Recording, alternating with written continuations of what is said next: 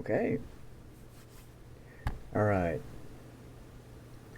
My name is Psychodorf9. You're here for a story. This one involves conflict, so if you don't want that, you better bail in. All right. Chapter's called Ballroom Blitz. The next night we show to this high credit hotel. Marble walls, high resolution holos for windows, crystal chandeliers. The musicians and the staff were wearing synth silk, bespoke, tailored uniforms. Fiddles, festering testicles. I'm my own mechanic most of the time. Been known to clean up after 20 head of hoofed critter after a run to save on hiring a service. Okay, I sold 1,000 kilos of still warm manure to a hydroponics lab. Girls gotta turn a profit, and everything is valuable to someone. Point is, I feel like a mule in ballet shoes. I'm convinced 4 of those forks are just there to start a conversation. And what the frag is a crodling fork? Traditions of the guilds here consider children off limits. But on the night of the coming out party, that protection goes away.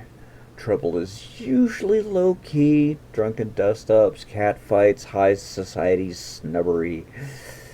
Then there was the year one family hired real hitters.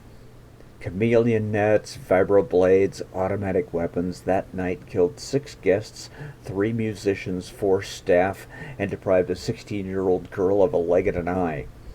Site security was beefed, families hired muscle.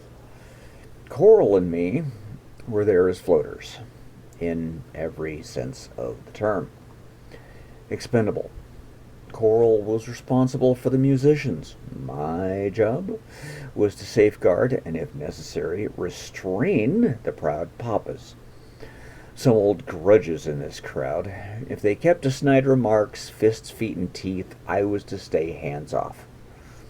The guests arrived, the music started, and Coral stayed on the floor near the musicians. I was in the top deck with the papas.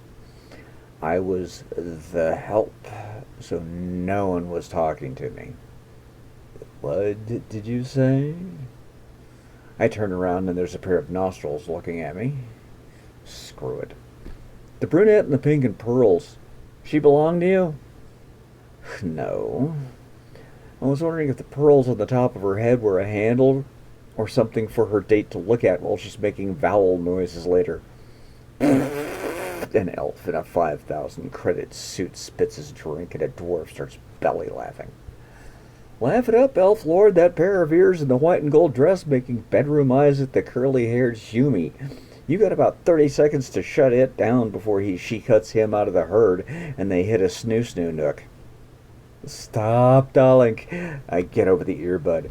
I'm trying to keep straight face. Elf Lord looks over. I know him. He thinks he's devoted. She thinks he's disposable. His father has some mining contracts I want in on. The snoo-snoo nooks are very heavily monitored. Full spectrum and audio. For a consideration, I can get you the security files for leverage. Done. 1,000 credits so she doesn't back out of the job. Coral is laughing on comms. Liquor up the fogies, and they are surprisingly easy room. Who knew? I had 3 contracts all lined up when a window blew. Fug! Suck floor, you sons of bitches! All I see is battle rifles and body armor boiling through the hole that used to be a window. Coral tackles up the musicians, whips off her skirt, lights up plasma axe. I don't want to know where under that skirt she had it. Then proceeds to jump off the stage and make it expensive for the rest of the opposition, forcing the window. I check on the fogies. Most of them got down, then pulled weapons. The service door to the balcony gets kicked open. The fogies all proceed to do the 2 to the chest, 1 to the head drill.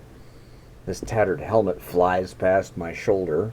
Hope that wasn't a server that opened the door. Next 3 guys get blown into modern art in the hallway wall. Stagger fire, you morons! Cover for the ones reloading! Elflord gives me a wave from the floor. Shit. More guys running towards us on the left walkway. Okay. I do a 3-step run into a front handspring, pop open at the top, fucking blind, and upside down because of the fraggin' skirt. I managed to get out of it, and actually it comes in handy, getting my stupid ass right side up. Lead guy gets a shot off, misses me, thank Kurnos. Gets a face full of skirt. On my way by, I get a hold of his helmet rim. There's a wet celery grunch from his neck as I snap to a halt. We both go down in a heap.